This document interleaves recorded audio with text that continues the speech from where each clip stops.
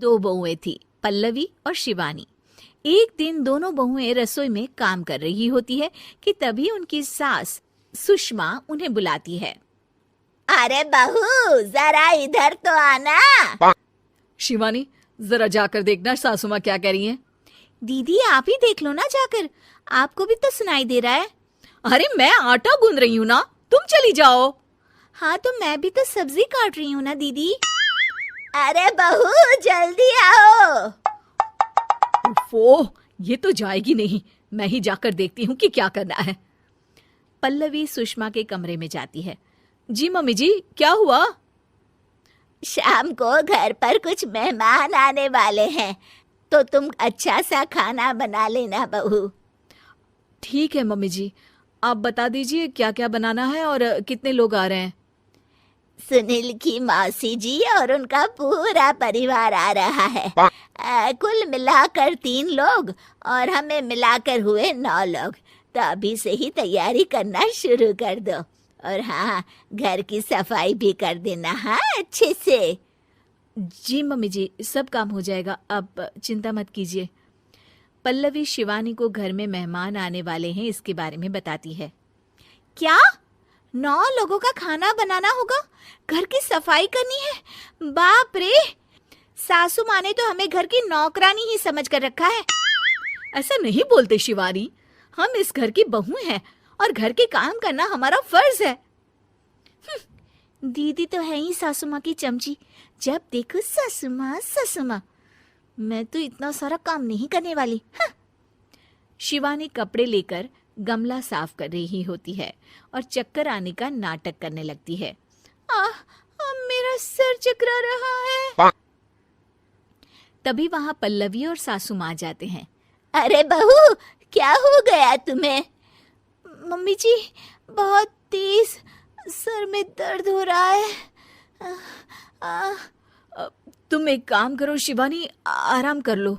नहीं नहीं दीदी, घर में मेहमान आने वाले हैं, मुझे आपकी मदद करनी चाहिए। अरे कोई बात नहीं शिवानी, तुम आराम कर लो, मैं सब काम कर लूंगी। ठीक है दीदी, अगर आप इतना कह रही हैं तो आराम कर लेती हूँ। शिवानी आराम से अपने कमरे में मैगजीन पढ़ रही होती है। इसे कहते हैं आराम की जिंदगी। इतना सारा काम। चलो, सारा काम खत्म हो गया, शिवानी को देख आती हूँ। शिवानी अपने कमरे में ईयरफोन में गाने सुनते सुनते सो जाती है और उसके साइड में मैगजीन भी रखी होती है। पल्लवी वहां आ जाती है और वो सब देखती है।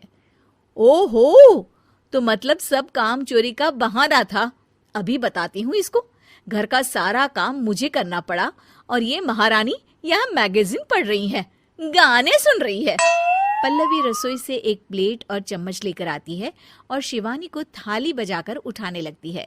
शिवानी अचानक से उठती है। उठ गई महारानी, गाने भी सुन लिए, मैगजीन भी पढ़ ली। तुम तो बहुत बड़ी झूठी निकली शिवानी। तुमने सर दर्द का बहाना बनाया ताकि काम करने से बच सको। हाँ, बनाया बहाना, तो क्या करती, इतने सारे काम करती।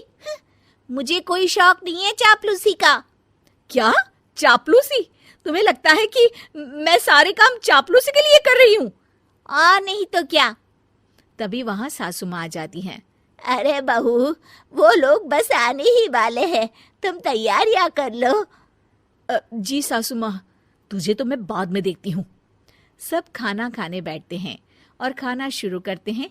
तभी सुनील की मौसी बोलती है। वाह भाई वाह, खाना तो बहुत ही अच्छा बना है सुषमा जी, एक एक चीज में क्या स्वाद है। ये सुनकर शिवानी मुंह बना लेती है। उसे अपनी जेठानी की इतनी तारीफ रास नहीं आती। आपकी बहुएं तो बहुत ही अच्छा खाना बनाती हैं। हाँ, बनाती तो दोनों ही अच्छा है, पर आज ना ये सारा खाना बड़ी बहू ने बनाया है। छोटी बहू की तबीयत ठीक नहीं थी, सो इसलिए। मानना पड़ेगा सुषमा जी, आपकी बड़ी बहू तो बहुत ही गुणवान है। पल्लवी की तारीफ सुनकर शिवानी को जलन होती है। पल्लवी ये सुनकर खुश हो जाती है और शिवानी की तरफ देखकर उसे चिढ़ाती है। कुछ देर बाद मेहमानों के जाने का वक्त हो जाता है। मौसी जी सबके लिए उपहार लाई होती है। वो सबको शगुन के पैसे देती हैं और अंत में पल्लवी के पास आती है।